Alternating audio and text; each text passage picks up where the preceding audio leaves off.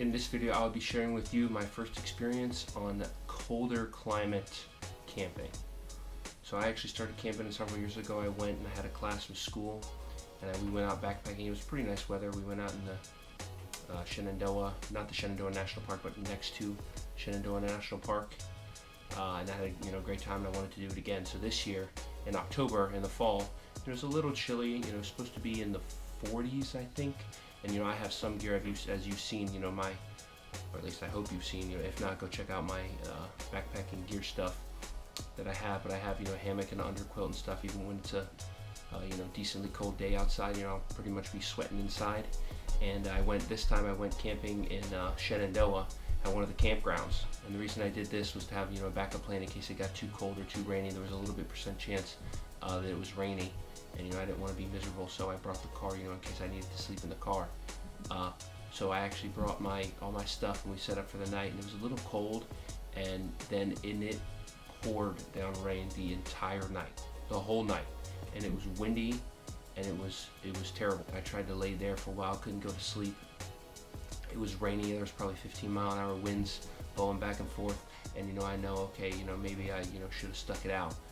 But I had stuff to do the next day, so I actually got up and slept in the car, where it was, obviously there was the wind, it wasn't as bad, and not that I was getting wet, because I wasn't getting wet from the rain, but just from the cold. It's obviously going to be warmer in the car, so that's why I'm sharing with you my story, because this is important to be prepared. It's important to have the right gear. It's important to test your gear, and that was part of my test for my colder, not winter, but fall, early spring gear, in order to see if that would work, or if I needed new stuff or different stuff. And I had a backup plan in order to, if that stuff didn't work, be able to use my backup plan.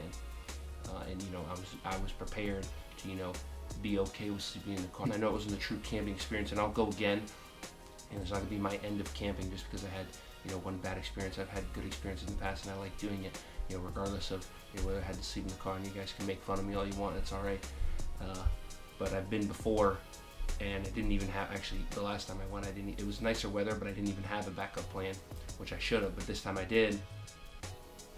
And I was able to sleep in the car for the night, so now I will use that to my advantage, and make sure I have the right stuff, and get other gear before I go back out in the cold or in the rain or whatever, in order to stay the whole night.